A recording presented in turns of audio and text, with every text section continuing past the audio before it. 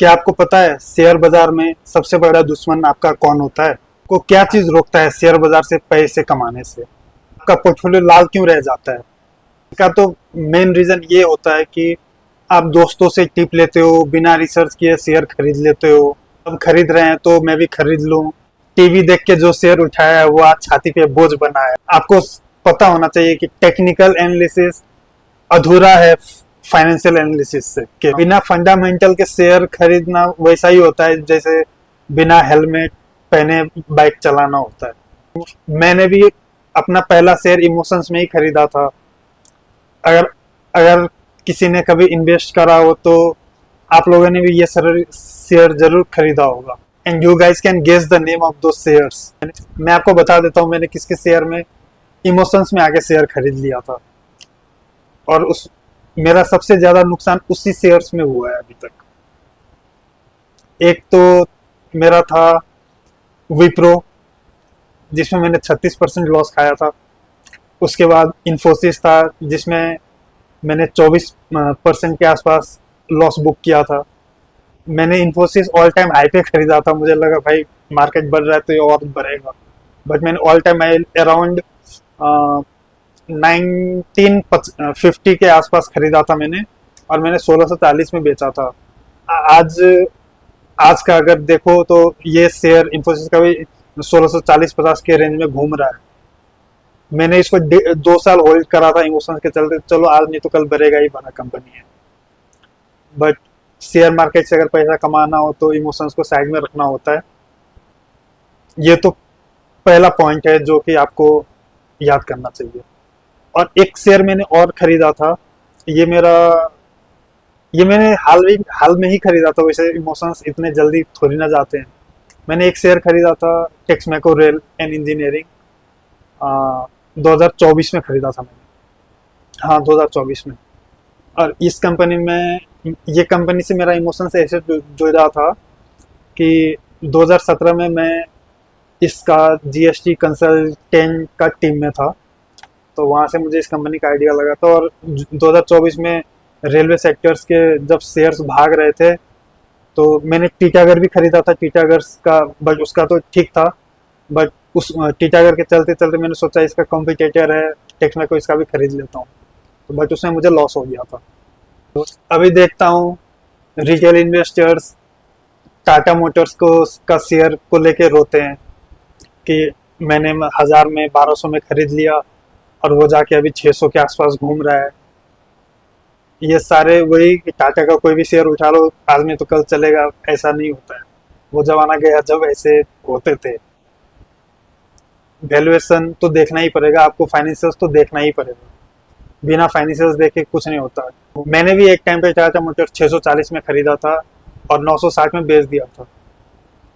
आज भी उसका टाटा मोटर्स का शेयर 640-50 के आसपास घूम रहा है, बट अब हिम्मत नहीं होता है वो शेयर खरीदने का, क्योंकि उसका जब बैलेंस शीट देखता हूँ तो पता नहीं क्यों अंदर से मन नहीं करता है खरीदने का। इसका रीजन मैं आपको बता देता हूँ।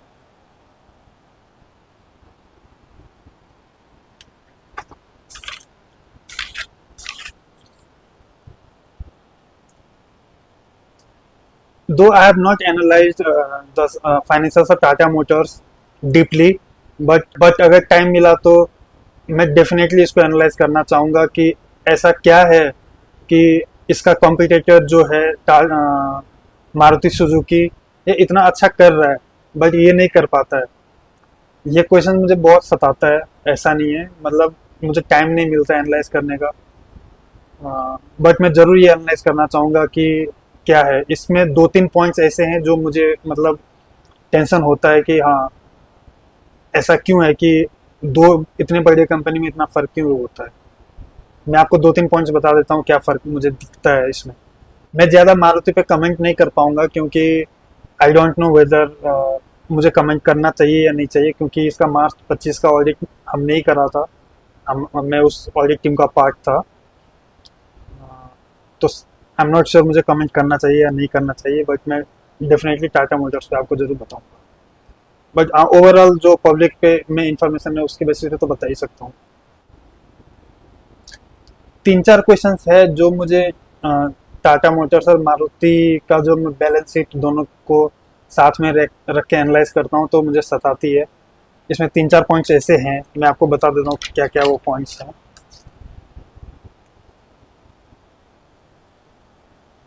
अब देखोगे तो टाटा का रेवेन्यू 3 टाइम्स है मारुति के रेवेन्यू से। मारुति का रेवेन्यू अराउंड 1.5 लाख करोड़ के आसपास है, वहीं टाटा मोटर्स का रेवेन्यू 4.5 लाख करोड़ के आसपास है। बट मार्केट वैल्यूएशन आप देखोगे तो मारुति का वैल्यूएशन डबल है टाटा मोटर्स के कंपैरिजन। मारुति का पी रेशियो बहुत अच्छा है, मतलब 27 के आसपास है तो ठीक है। बट यहीं पे अगर आप पी रेशियो टाटा मोटर्स का देखोगे तो 11 का चल रहा है।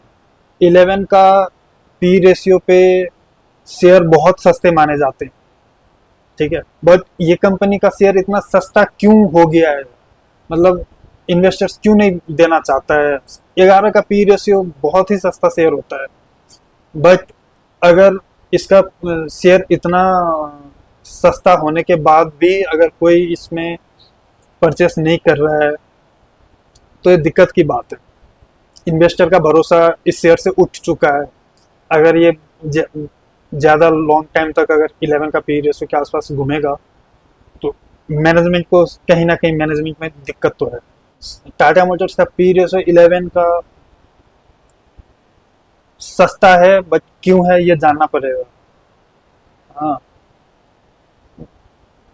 दूध ना देने वाली गाय भी रास्ते में ऐसे ही भटकते रहते हैं, उसको कोई अपना घर भी नहीं ले जाता।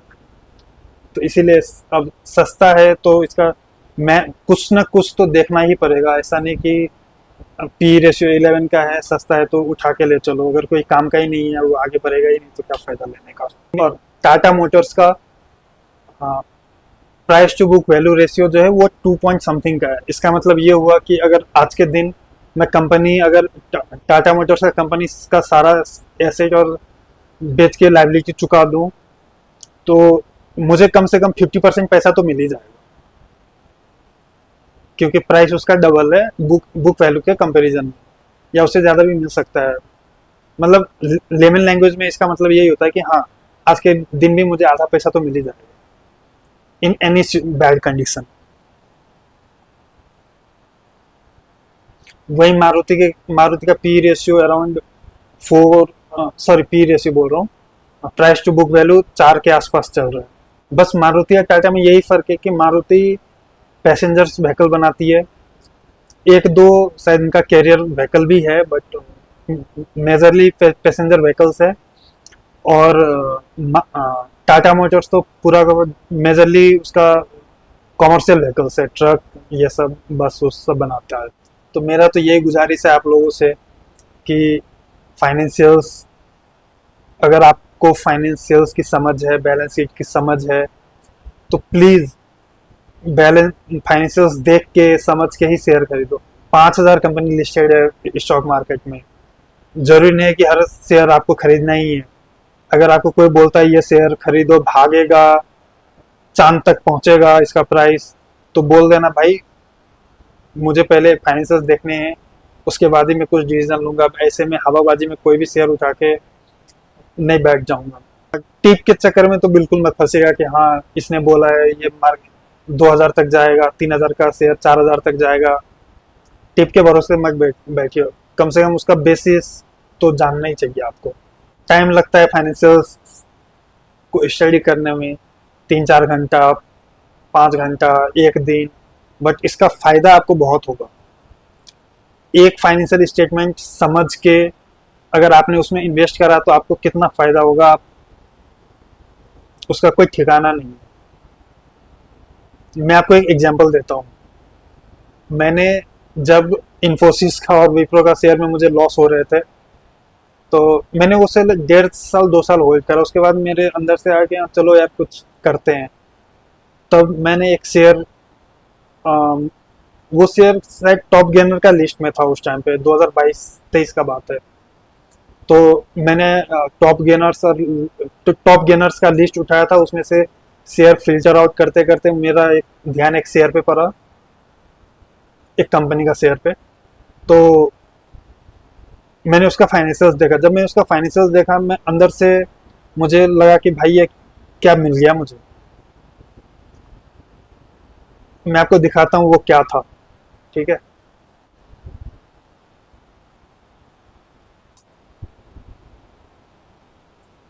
मैंने उसका 2022 का फाइनेंशियल्स देखा।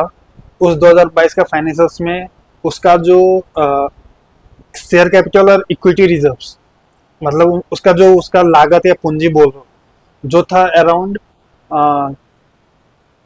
280 करोड़ के आसपास था। बट आपको ये सुन के हैरानी हो जाएगी कि उसका कैश उसका कैश बैंक में ही पैसा 311 करोड़ के आसपास था। मतलब आप समझ सकते हो, वो आज अभी के अभी अपने सारे डेटर्स और क्रेडिटर्स को स्वाइप करके अपने शेयर होल्डर्स को बैठे बैठे सारा पैसा वो चुका सकता था। बस मुझे ये एक पॉइंट उसका बहुत अच्छा लगा था, और मैंने बिना कुछ सोचे समझे, मेरे पास जितना भी उस टाइम पे था, ज़्यादा तो नहीं था तो मैंने अराउंड 1 लाख रुपया उसमें लगा दिए थे। और मुझे 17 दिन में 17% का मैंने प्रॉफिट बुक करा था उस पर। और मैंने एक महीने में वो 17% बुक करके मैं निकल गया था क्योंकि मैं वो कैश तो मेरा मतलब रनिंग था, रनिंग एक्सपेंस के लिए मैंने रखा था। तो मैंने बट भी फिर भी मैंने अपना मतलब 1 महीने के लिए लगा दिया था, जो होगा देखा जाएगा। क्योंकि उसका फाइनेंशियल पे मुझे इतना भरोसा था कि भाई ये गलत नहीं हो सकता। और 2 दिन या 1 दिन पहले ही वो टॉप गेनर की लिस्ट में था। और मुझे ये एनालाइज करने में, मतलब आप जब शेयर को देखोगे, किसी भी कंपनी का फाइनेंशियल देखोगे, तो 2-3 पॉइंट्स ऐसे होंगे जिससे आपको लगेगा कि हाँ चलो इन्वेस्ट कर देते हैं। वो एक पॉइंट होता है कि हाँ नहीं, इस पॉइंट के लिए मैं हाँ इसमें मैं इन्वेस्ट कर दूंगा क्योंकि इसका ये अच्छा है। मतलब जो भी क्राइटेरिया रहता है, एक तो सब अच्छा ही होना चाहिए, बट एक ऐसा क्राइटेरिया रहता है जो जिससे आपको लगता है कि हाँ इसमें मैं डाल देता हूँ पैसा, जो होगा देखा जाएगा। इतना आप कन्विंसिंगली आप उसमें पैसा डाल सकते हो। और ये शेयर एनालाइज करने के लिए मुझे 2 से 3 घंटे लगे थे, उससे ज़्यादा नहीं लगा था, बहुत छोटा सा था। अब जब आप यहाँ तक आ ही चुके हो तो मैं अपने बारे में भी बता देता हूँ। मेरा नाम सतीश झा है। मैं मेरा अपब्रिंगिंग नेपाल से हुआ है। मैं अभी करेंटली गुड़गांव में रहता हूँ। एक बिग फोर में मैं एज अ ऑडिट टीम में काम करता हूँ। ठीक है।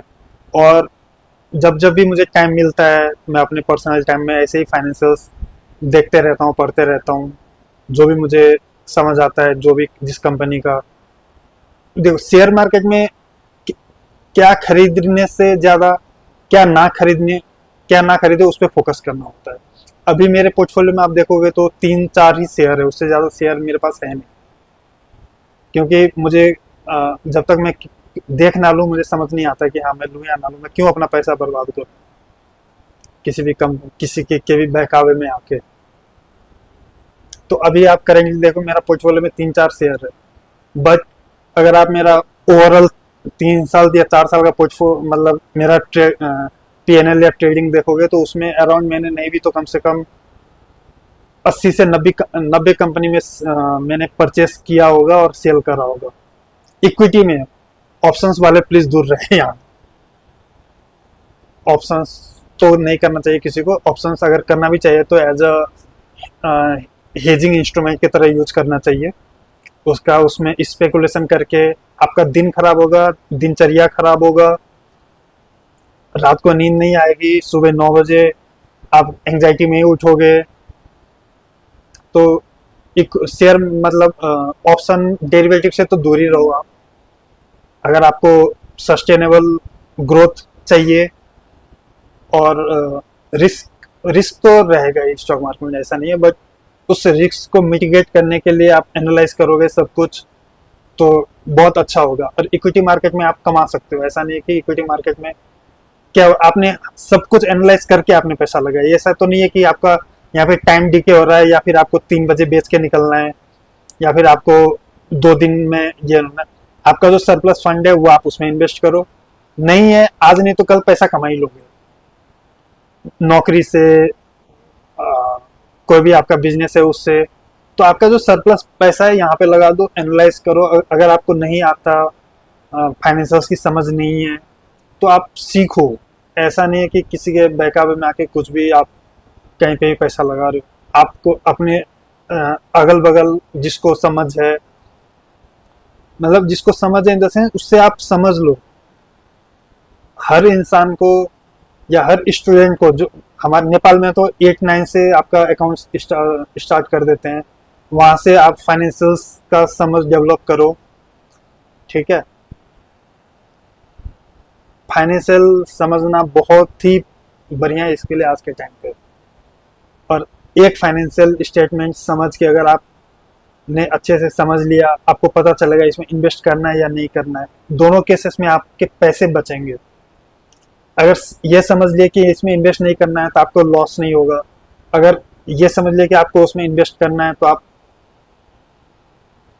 प्रॉफिट कमा सकते। जितना आपके पास पैसा रहेगा उस पे उतना परसेंट आप 5%, 10% कुछ भी आप कमा के निकल सकते हो। तो आज के लिए इतना ही, मिलते हैं अगले वीडियो। Thank you.